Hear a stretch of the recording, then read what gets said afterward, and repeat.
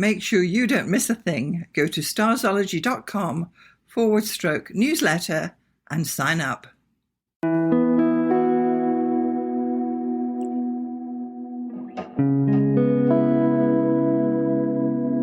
Welcome to the Starzology Astrology Podcast. I'm your host, Alison Price, and I'm here with my good friend and co-host, Arwynne O'Neill. Hi, Alison. It's great to be here again. Thank you so much for joining me once more. Now, in this episode, we're going to be talking about this huge shift that's coming up this year, which is Neptune moving into Aries. Yes. So Neptune is going to be leaving Pisces, where it's been for 14 odd years, and it's going to enter Aries. And this is the first time in living memory. Yeah. The Neptune cycle takes about 165 years. So it spends at least 12 years in each sign. Right. You take the obvious retrograde phases. So it's so super generational because of that, isn't it? It's super generational. Yeah, it is absolutely one of the... Uranus, Neptune, and Pisces are all generational, but Uranus only spends 7 years in each sign. Pluto's elliptical orbit, it spends about between 12 and 30, depending on which sign. But Neptune is very regular, so it spends 12 plus a tiny skosh. And that's right. Yeah, it's not been in Aries since the 1870s. Oh, yeah. So we are fortunate today in 2025, which is still a difficult word to say because I can't believe we're still in the new year. Right. So it's going to be moving into Aries for the first time. My date says March the 31st. This is a GMT, but give or take a whisker. Yeah. It will then trot along, and then it's actually going to station retrograde in July this year at 2 degrees Aries. Then it will move backwards and re-enter Pisces around October 23rd. It continues retrograding. It finally goes direct in December this year. We're talking a long time here. Yeah. And then it will finally move into Aries for the second and final time in January 2026. Yes, and then it will remain there until 2039. Whoa. Yeah. So this is major. This is major. And what a time, what a time to be talking about this, because Uranus is moving into Gemini later this year. Pluto just moved into Aquarius. Yes. Which is epic, which we've talked about several times, and we will probably talk about multiple. No doubt. Yeah. Yeah, and Saturn is moving into Aries as well. That'll happen May 24th. Yeah. Jupiter is entering Cancer on June 9th, and those two will be making a square. So, of course, Jupiter will also be squaring Neptune. So it's busy. There's some crazy busy cardinal energy happening. Yes. And it's not every year. These big heavy hitters, all of them are changing sign. It's insane. Not Pluto. Pluto just did it. Yeah. But Neptune, Uranus, Saturn, and Jupiter, of course Mars always will, but all the big guys are all changing signs within 6 months of each other. Yes. Or less than that even. Yes. And this is incredible. I mean, I did a very, very detailed research-heavy topic. You were there, my presentation about 10 years ago about the generations and the outer planets. And that mapped 100 years of Uranus, Neptune, and Pluto. And I had this huge color chart, which I mapped out in Excel of all things. And I had these color blocks, which showed the exact movements, including a couple of retrograde phases. So, but they're mostly overlapping. So you see these blocks let's pretend, for our podcast audience, let's say Pluto is on one row, then Neptune, then Uranus, and then you've got the columns in an Excel spreadsheet, which are sort of for each year, right? And so you color code them for what sign they're in. And usually it's like very overlappy, and it's like, Pluto moves, and then a couple of years later, Neptune, and a few years later, blah, blah. But very rarely do they line up like right on the year. Yes. And insanely less likely to have Pluto and everything from Jupiter through Pluto moving at the same time. It's insane. Yeah, it is. And, I mean, if you ask almost any astrologer who follows political patterns and historical cycles, they have all had 2025 on their radar for quite a while because of all these changes that are happening. And also the squares and conjunctions and oppositions that are this is it. Result of it. These are monumental generation defining. I mean, when we talk about the 60s and the Pluto Uranus conjunction and all of that stuff, and a few of the other cycles that have in 2001, we had Neptune and Pluto and Saturn, and then we had the 2005 Neptune and Saturn. These coincide with disasters and wars and it's big global changes stuff. So if you feel like stuff is sort of snowballing towards something major, you're not alone, and it's not just because you're watching the news a little too closely. These are major revolutionary times that we're about to move into. Yeah.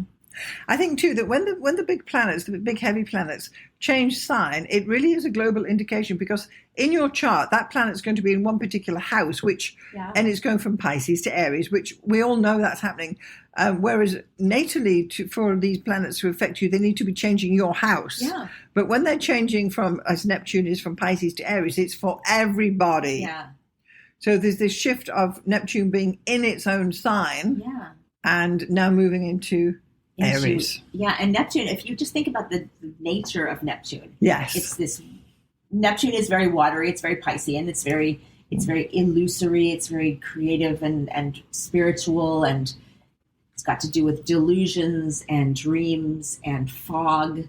The unsaid. And the ephemeral and and then if you think about it going into Aries is the polar opposite of that. You can't have anything more opposite. That's right. I mean, Pisces and Aries are such different energies, but then you have Neptune, which is this, nebulous, sort of dreamy, illusory sort of planet, and it's moving into this incredibly martial, independent, solitary, egotistical, warlike, hot, pushy, shovey, sign. An impatient sign. Yes. It's crazy. It'll be conjoining Saturn. Saturn. Yes, exactly. And then squaring Jupiter. Yes. So all that's happening. Yes. Yeah. So there are multiple things unfolding. Yeah. And we'll talk about those aspects as they come for sure. But just, So this Neptune in Aries is bringing together meanings of, it's the atmosphere is going to be shifting. So where Neptune is ruling things like clouds and ghost-like apparitions, if you will, or things in the shadows, when it moves into Aries, we are likely to, I want to say, see the things in the shadows and think, oh, to hell with you, because it's Aries, and move on. And yet there's going to be an influence as this planet is there. Yeah, and it's like, I hate to bring in already a couple of things that have happened, because it's outside of the orb, but we're already starting to see, just with the timing of the new year, we had these two they're calling them terrorist attacks, who knows, because it's still unfolding, but these two attacks that happened in the U.S., in New Orleans and in Las Vegas, that happened with this lone nut job, blowing things up and barreling into people and using vehicles, and these are all very martial sort of things, but bringing forth an ideology through violence, through the act of a single person. Yes. Which is really, I think, going to be, unfortunately, one of those keywords or key thoughts about Neptune and Aries. Yes. I think, too, because Neptune actually rules drugs, and, whatever you want to say about it, it's just getting worse. That the actual abundance of street drugs, we'll call it.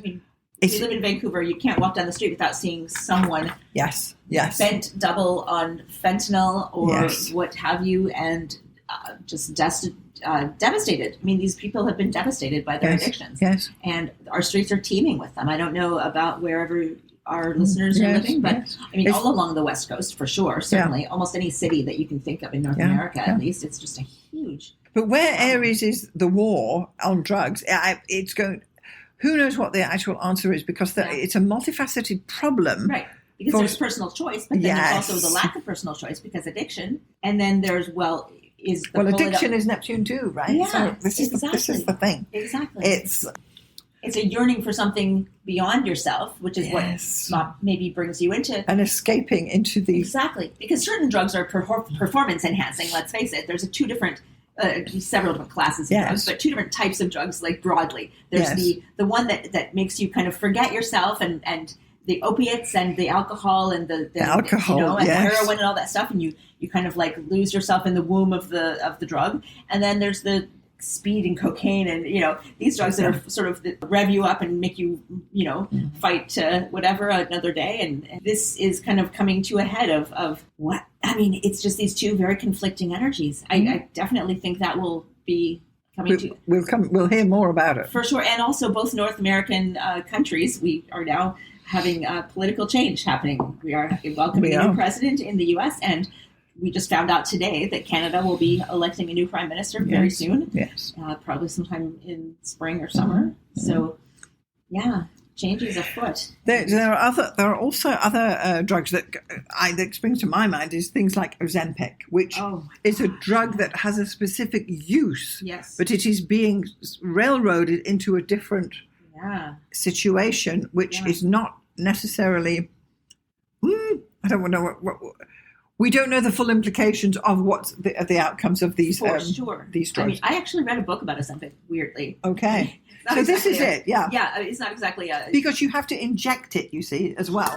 Yeah. It's a diabetic drug, but it's also for weight loss. Yes. Not your grandmother's weight loss drug, not your just happy, like speedy kind of like, I don't feel hungry anymore. But it's a heavy hitter. And the book I read basically claimed that after the pandemic, this person who's a journalist, a British journalist, who has always kind of struggled with his weight, he went to a party in Hollywood and was like, wow, everyone looks amazing.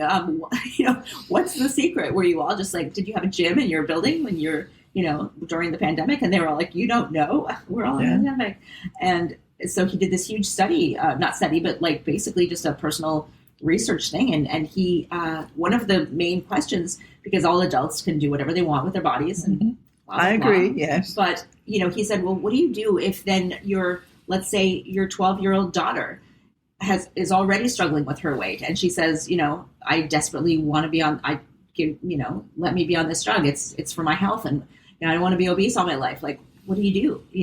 And these are going to be questions that we're having to look at, because that's the thing. Aries, personal choice, it's all about you. It's all your ego. It's, that whole independent thing. But then Neptune is like the pitfalls of addiction and especially with needles, you see, because it's Aries. So it's that's why the fentanyl's a thing as well. Yeah. Totally. But that is this is a new, let's face it, 10 years ago, it wasn't there. No, 5 even. Yeah. And so it's this sort of thing that is coming because we are developing all sorts of who knows what. Oh, and every day they're inventing new. Yes. And yes, what is the drug that's going to save you going to kill you at the same time? I mean, I feel this sometimes because, I've been recently ill, but the cure can kill you too. Absolutely. But I think that we have to be, awareness is key with this because it's not going away. Right.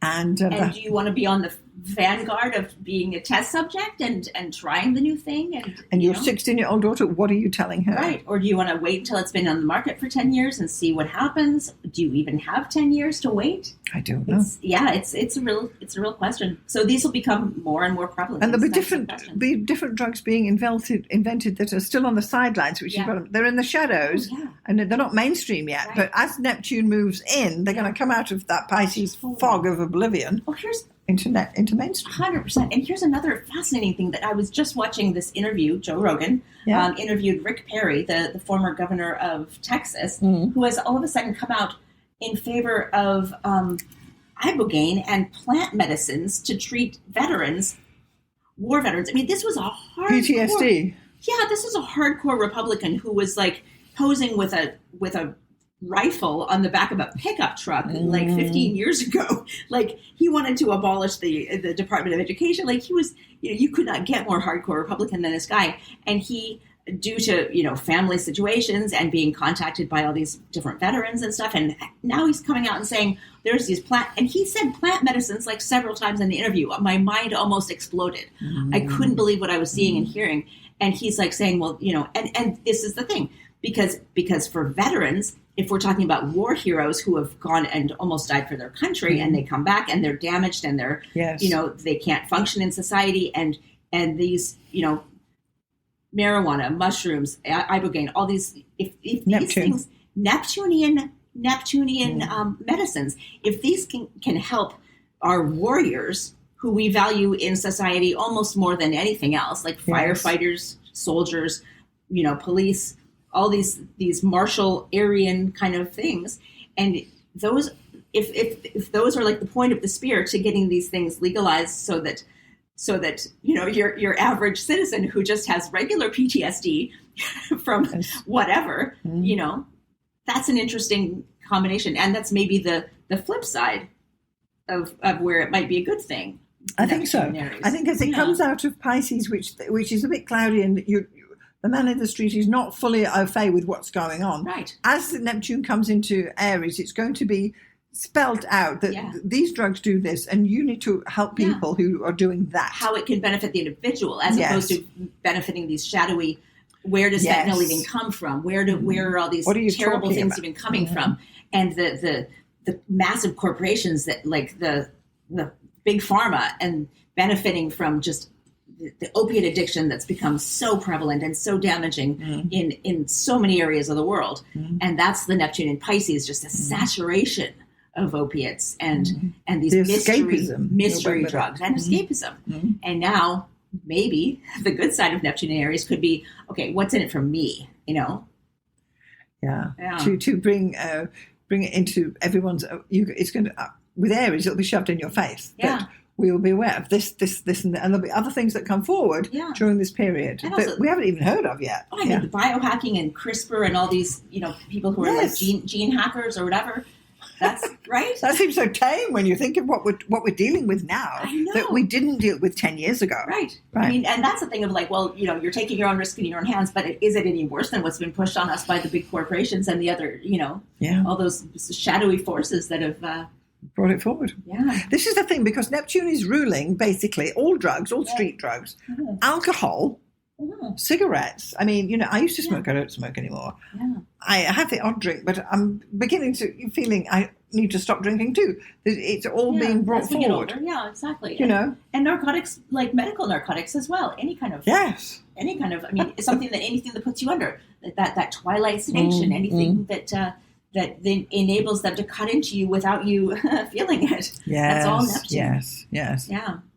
Interesting. And addiction itself is Neptune. That is represented by Neptune. So, and not just to drugs, but to anything. Well, this is it. If Neptune is conjoined one of your planets, it's going to incline you towards being addictive to whatever that is. So if it's, say, for instance, you've got Neptune conjoined your moon, you're going to overeat. Yeah.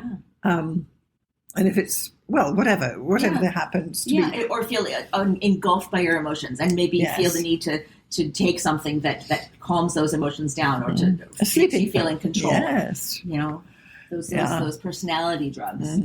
But I do think that this is a time, because as astrologers we realize this is unfolding. Yeah. And I'm personally surprised myself when really, is that what's happening? Because I'm thinking I'm not part of this, but it's happening around me. Yeah. So, as Neptune moves into Aries, there's going to be clearer guidelines about this, and this, that they're brought out about even things like back in the day when it was smoking. Smoking kills. Because to start with, people thought, no, it doesn't.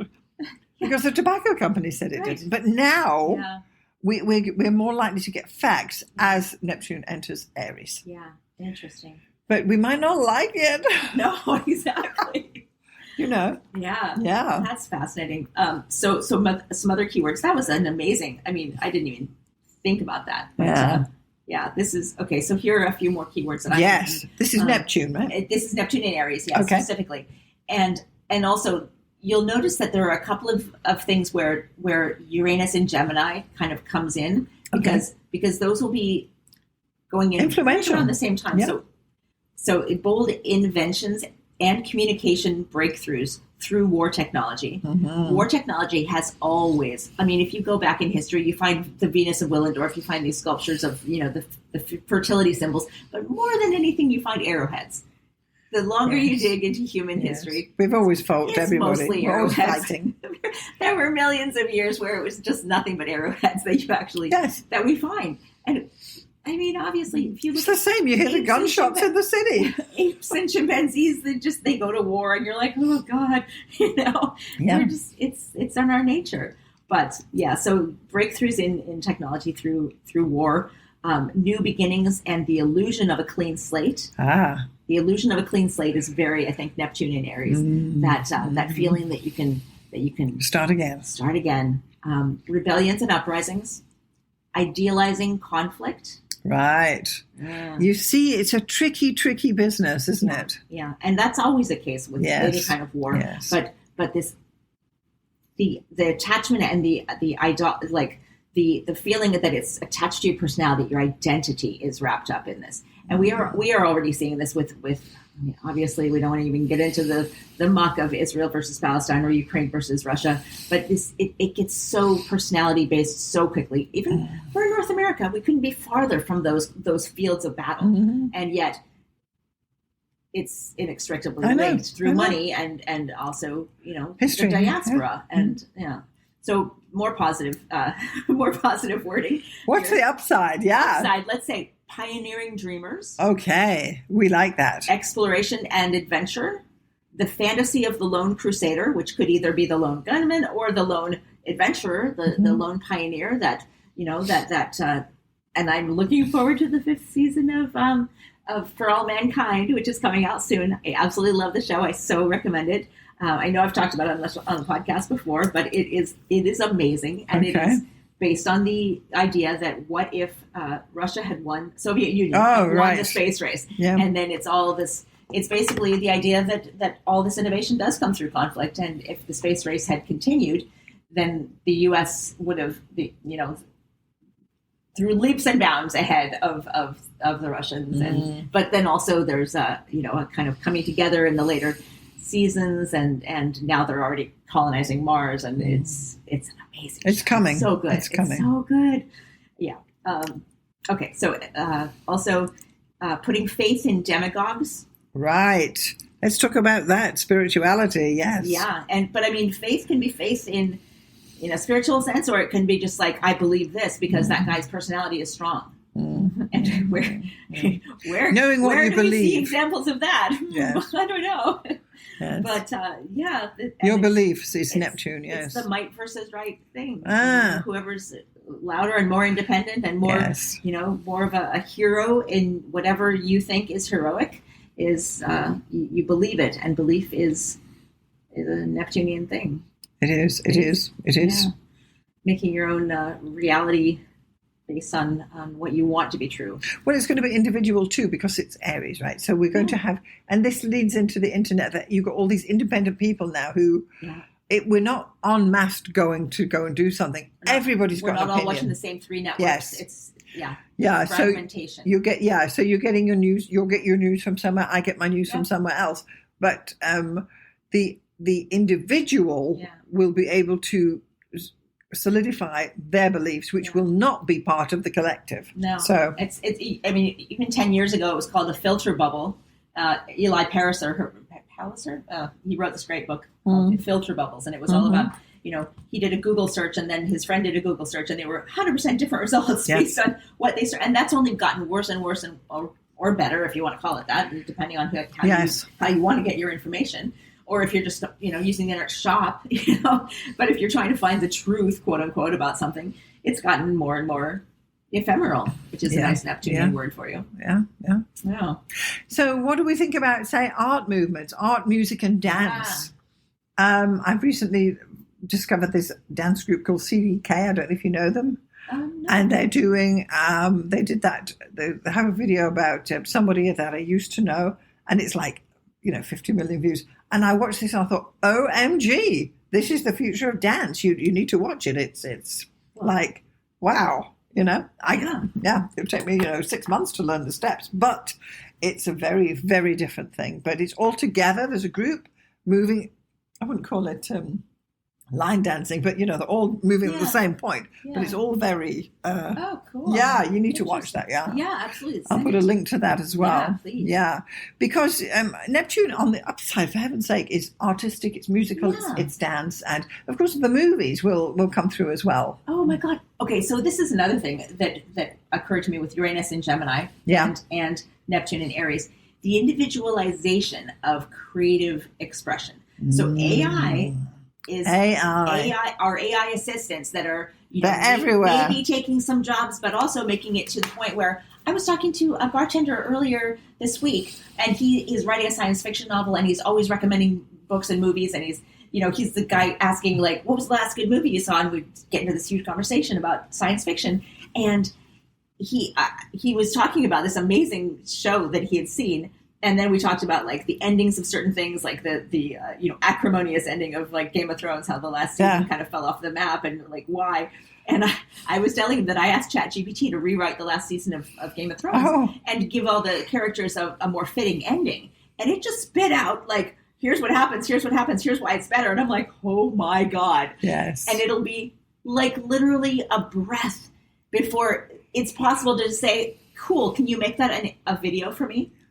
And make it like awesome, and it will. And is that a good thing? I don't know, kind of. I mean, if you had asked me when I was 10, if you, like, here's your favorite show, if you want to redo it in your own way, and you just ask your phone to do it, and it'll just spit that out, and then you can watch it all night. Like, I would have been like, that's amazing. I don't want a flying car. I'd rather have that. It still is. It still is. But of course, the original artist or writer or director created it to start with. Yes. And this is where fandom comes in, right?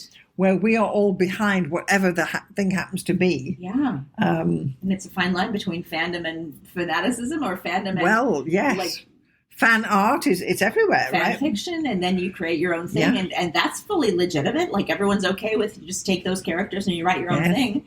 And is it okay if then you take those characters and you create a whole video series that you release on YouTube where it's a whole new season of the thing and it's just you've done it better? I don't know. I mean, let the algorithm decide. And, let the likes decide whose Game of Thrones ended better. Well, this is it. Well, kids who are going to be born now with Neptune in Aries will see things differently when they grow up to be adults, right? They'll be quite clear cut, whereas there's a bit of a blur when Neptune was in Pisces. Right. And I mean, it's true even now that generations past, like Rick Beato had a great video where he was like listening to some apparently AI generated music, and he hadn't quite like clued in that it was AI generated yet because someone had sent it to him. He's like, that's okay. He's a music theorist guy on YouTube, if you're not familiar. And his son, who's like, 15, came in and was like, why are you listening to AI music, Dad? And he's like, and of course the kid knows instantly. And like, the guy who's like Generation X is like, is it? Yes. Right. Yeah. So, well, tonight when I was trying to look for, I like to run the fireplace on the TV because what the hell, it's winter. And, 5 years ago, you could get a regular fireplace and the guy was poking the fire with his thing and this and that. And now, of course, they're all AI generated and I don't want them. So I had to dig deep to find a fireplace that was actually burning from the first match, which I ran earlier. But I'd had to go back 6 years to get that video. Oh, wow. But AI is everywhere, but you can see it. And everything was just too perfect. Yeah. And I thought, no, I can't watch this. And I kept digging and digging, but I had to dig deep to find more authentic, if you will, an authentic fireplace video on YouTube to play on my TV. The Neptune and Aries symbology is mind right. That's insane. Yeah. Because I had the same problem on Christmas Day when I wanted a fireplace just running in the background. Well, I had people here, and I thought I can't have this AI fireplace. It looked so false. Yeah. And because I realised because the carpet was not printed properly, I thought. That was my first clue. I thought, hang on a minute. That looks like someone just took the clone tool and went, yeah. So then but if you dig back to a YouTube video of a fireplace that's been there for 10 years, it actually is a fireplace. Recording a fire. Yes. Oh, so, wow.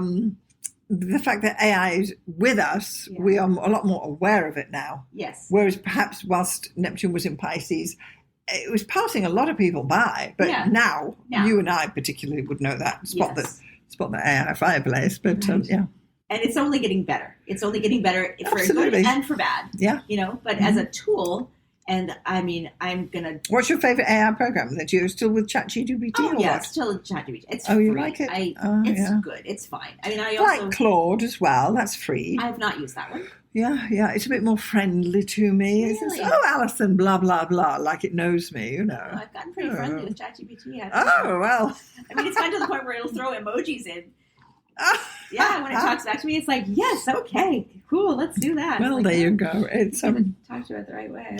It's the world we're living in, and you have to accept it. It's like the drugs. It's like the new dance method. It's true. You have to immerse yourself. Don't be afraid. Yeah. The future is with us, and you need to lean into it. Absolutely. And Neptune in Aries will I won't say I don't think it's going to come in with a bang, but it's definitely going to be there. And you need to be paying attention to what you're ignoring in the shadows, because that's the Neptune. And look in the shadows and say, oh, it's that.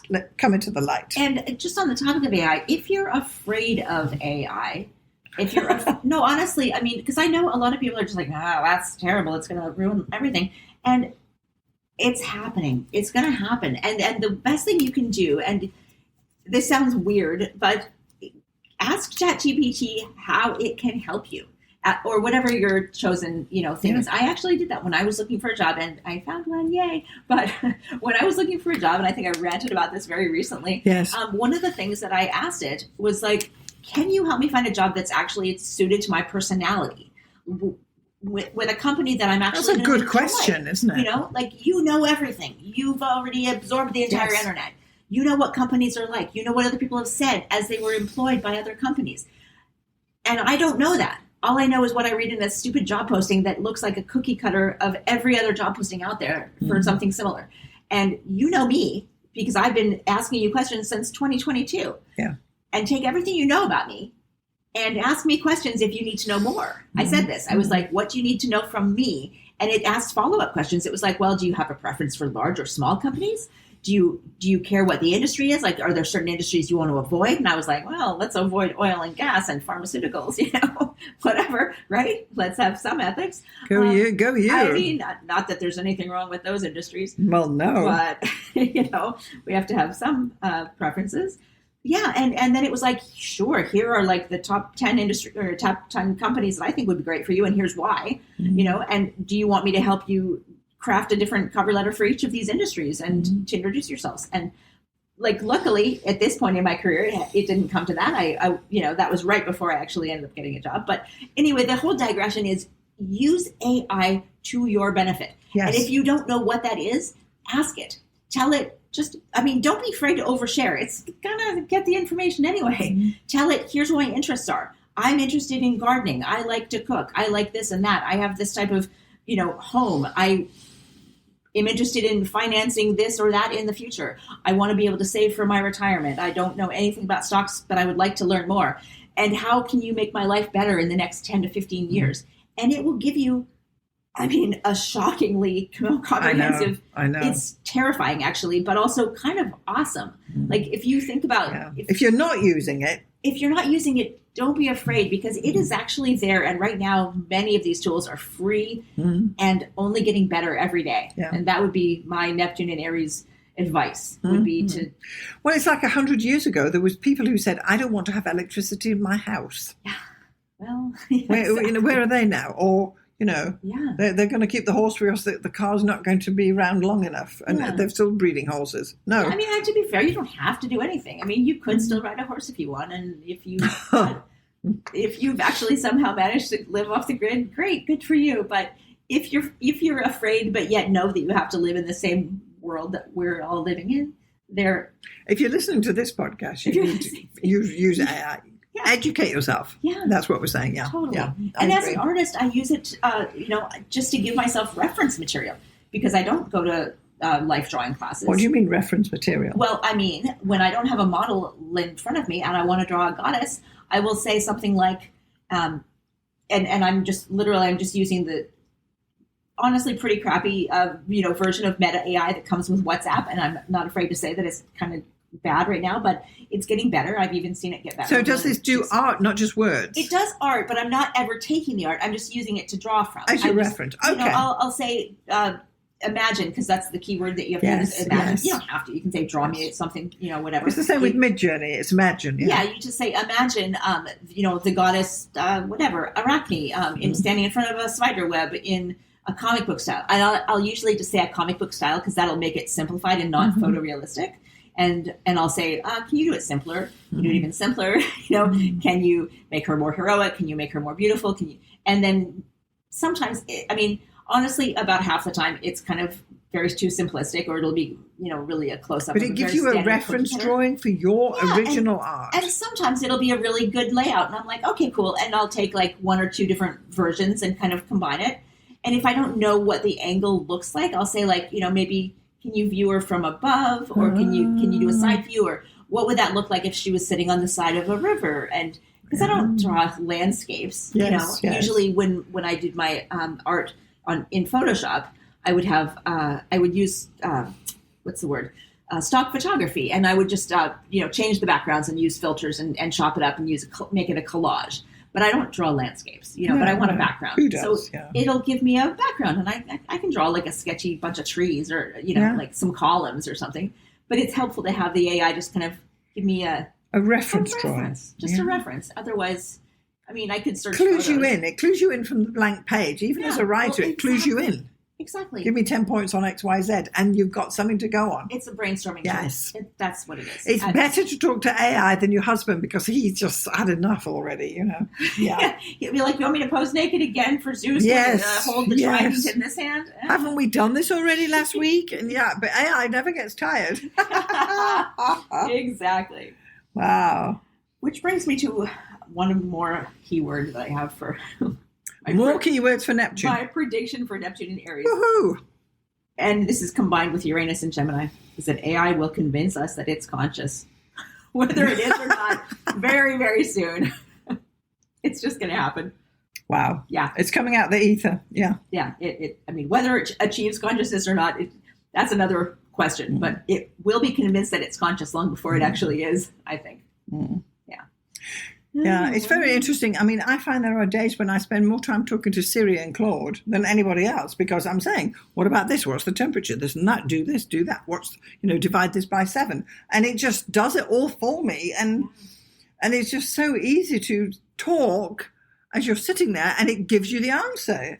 What is the percentage of X, Y, Z, Yeah. My friend who I actually introduced her to ChatGPT, she didn't have any idea what it was a year ago. And I was like, oh my God, it's this thing.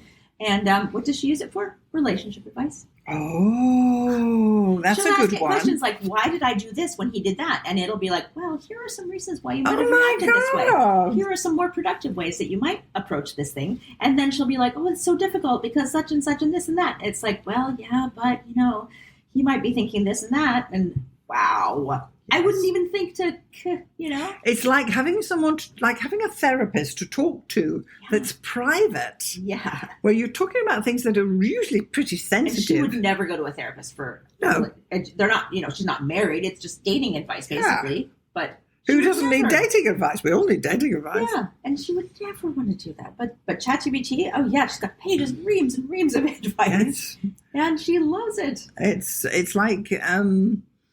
I don't know if it's actually creating itself as being this person we talk to more than somebody else, which is kind of, I felt that last month. But, you still need to have your human relationships. Yeah. But ChatGPT is going to give you honest advice and do these pants make me look fat? And it will tell you. Yeah. Whereas your friends won't. Right. And your family won't. Yeah. So you've got this objective view about what whatever it is that you're looking towards. It's a really, really good way of putting it. Yeah. It's to be helped. I think it's a helpful thing, and if you're not using it, it's like not using a calculator or not having electricity in your house. It's absolutely true, and not just do these pants make me look fat, but honestly, if there's any kind of thing where you're like, I don't understand this aspect of taxes, or I don't understand like this aspect of podcasting. Putting together oh my God, right? Podcasting, or putting together a diet plan. And it's only too happy to spit out a ton of information. Mm-hmm. The more information you give it, the better it is. And this one weird thing, this is one of the early questions I asked it, because if you go to, and this is a tangent, but this is who we are. I went to Body Energy, and the Body Energy Club. You buy vitamins, you buy supplements, you buy these. Is it like a health shop that sells vitamins? It is. Okay. And they sell smoothies, and they're delicious. But I had the suspicion that they were actually like incredibly caloric, and I didn't, They had no information on the website, and they won't tell you how many calories are in it. And I know calories aren't everything, whatever, fine. But it's funny that you were buying supplements. Smoothies. Sorry. Like big smoothies, giant size, like grande, whatever, venti size smoothies. And it'll tell you what's in them, but it won't tell you the calories. And so I basically put into ChatGPT, here's the ingredients of the smoothie. How many calories are in it? And it was like, oh, that's 1,200 calories. And then it's your daily quota. That's a lot. And then right away it was like, I could give you some recommendations for a smoothie that would be just as delicious with much fewer calories. And then it spit out a whole alternate thing. It was like, oh my God. You can improve your life with ChatGPT. This is what I'm saying. Yeah. Things you would never think to ask it. Like design me a smoothie that's delicious, but has a lot of protein in it. And I should ask it about conditioners and haircuts and whatnot. And anyway, wow, we're getting on a tangent, but this is why we're here. So I wanted to talk a bit about history, as I like.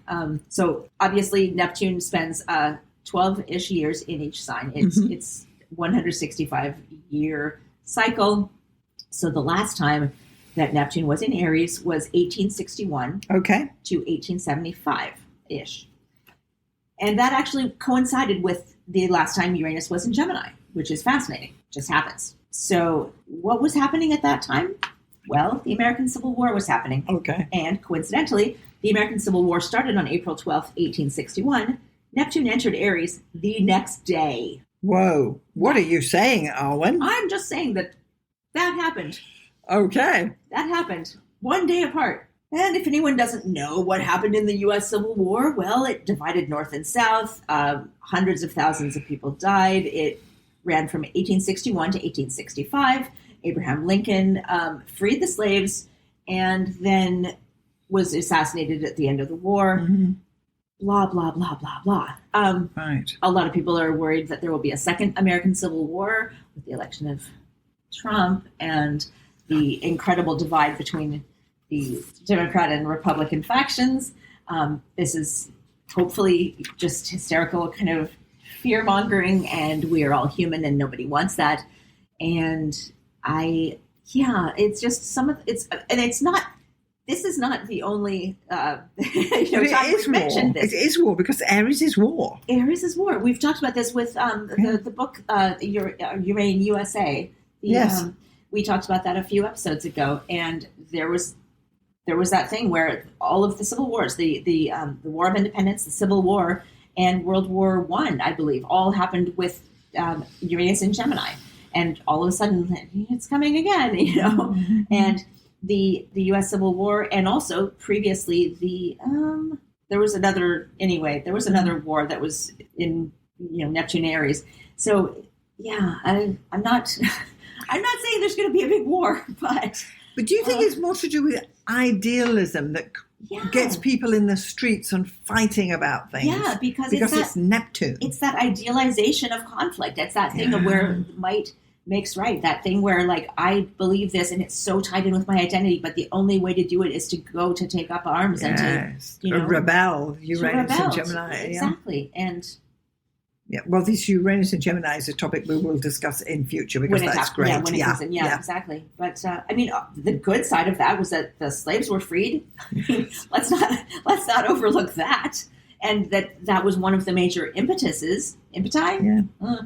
for the Civil War, and this business that Neptune's going to be going into Aries, going back to Pisces, going into it's taking a year to do its final push. Yeah. So we're getting a bit of a teaser. We're going to get a bit of a taste of what's going down. Yeah. And the knack really is awareness with astrology. Yeah. Does it affect you and I? Maybe. But we need to be aware of what's going on because it's going to affect people around us as well. Right. Absolutely. And when we say, like, there are these major events, like when Uranus went into, I think it was Aries in the tsunami. 2011, and the tsunami happened that very day. And of course, we're not all on the east coast of Japan. Like that affected a certain number of people, a lot of people. But when we talk about predicting these cataclysmic events, well, sure, it's not going to affect everybody. But the thing is, these energies are so sort of strong Potent, and potent that it does. Yeah, it resonates. It does. And it ripples out. Like the tsunami might not have affected everybody, but then the nuclear power plants melting down affected a lot more people. Yes. And then that fallout, no pun intended, or was it, affected a lot more things. Like it's not likely we're going to see a lot more power plants built as a result of that. Not nuclear, no. Exactly. No. This is what I'm saying. But I would think that even if it's not an actual war, it could be, there will be a lot of fighting and upheaval and rebellion and change. And yeah, interesting. Although also good things. So going back into history, a few of the good things aside from the slavery. Let's have some good news. Yes. Nice things. Okay, so inventions and innovations that happened in the 1860s, the last time Neptune was in Aries, include dynamite, which that's scientific humor there. Yeah. Pasteurization, which is huge. It's yes. Yeah. Yes. And the advent of color photography, which is enormous. Photography. Now Neptune rules photography. It does, yeah. So, and I was even looking today at these cameras that you actually, it's like a little thing, and you put your Instagram and you just send the image and it just prints it right there. Huh. $200 or something. And then it comes on a sticky, you peel it off and it's a sticker and you put it in your journal, which is great for me because I love journaling. So they've reinvented Polaroids. Well, they have, but it's way better, and it's only $200. Okay. And I'm looking and looking and looking. But photography it will never be the same as it was when we were young. It's definitely changed, and there's even these kiosks now where you can go and upload your Instagram image, and it will print it for you, and you can stick it in your sticky book. Yeah. Well, here's an interesting thing that I did very recently, and this is so silly. But I wanted to I like my hair. I like to do different things to my hair. And of course, Instagram knows that. And so it's constantly pushing these things at me. And it just pushed the right thing at the right time, I guess. And so I downloaded this app that you upload 8 pictures of yourself. And then the AI does a whole bunch of crazy pictures of you with all different hair and all different eras. And here's so what did you choose? What can we expect? Well, I'm thinking that my hair needs to be lighter again. At the moment, it's like this dark pink color, which I love. Dark pink. Great.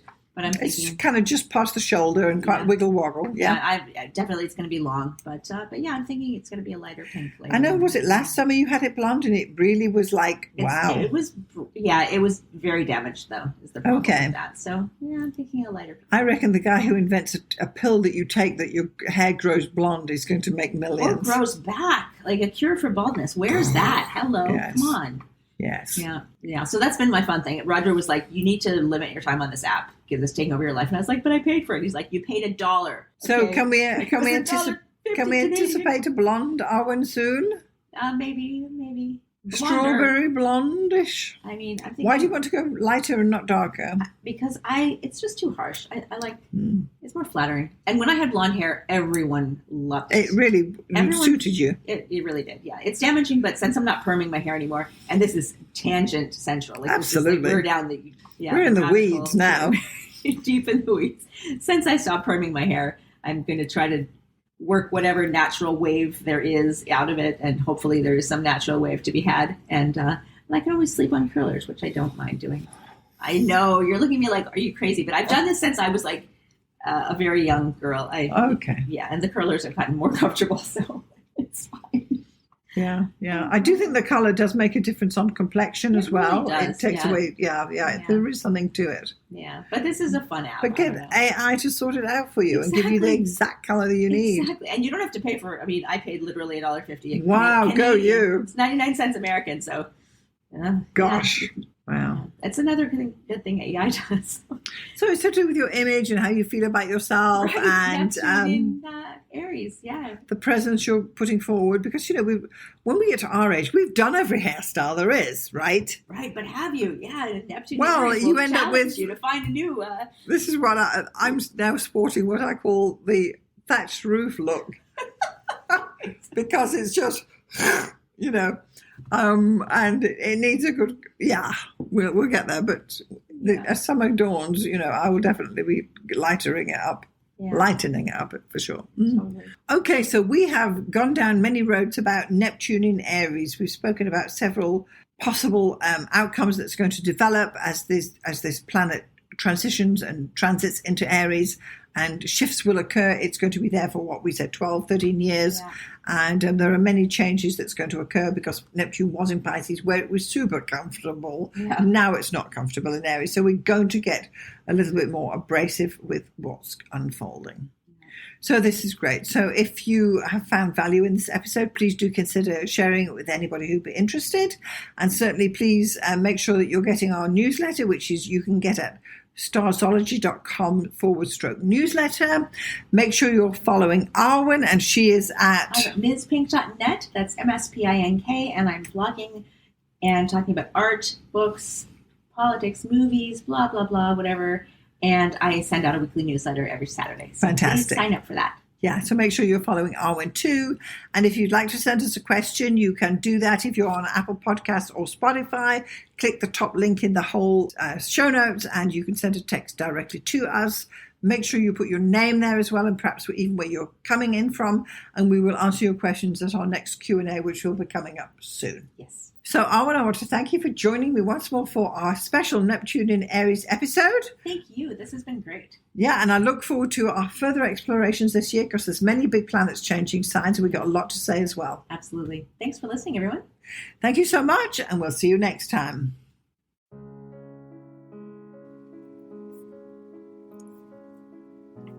Thanks so much for getting this far through the episode. I just want to take a moment to tell you about the two main options of my astrology services. So the first one is coaching.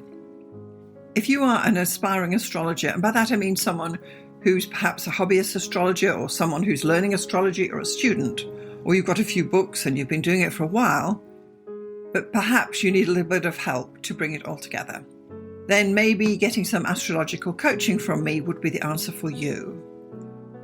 The astrology coaching I offer is a 1-hour session on Zoom, and it's tailored to answer your particular questions.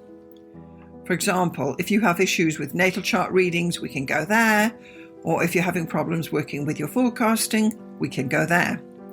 Or even basic astrology stuff, or even getting yourself organized for your astrology business.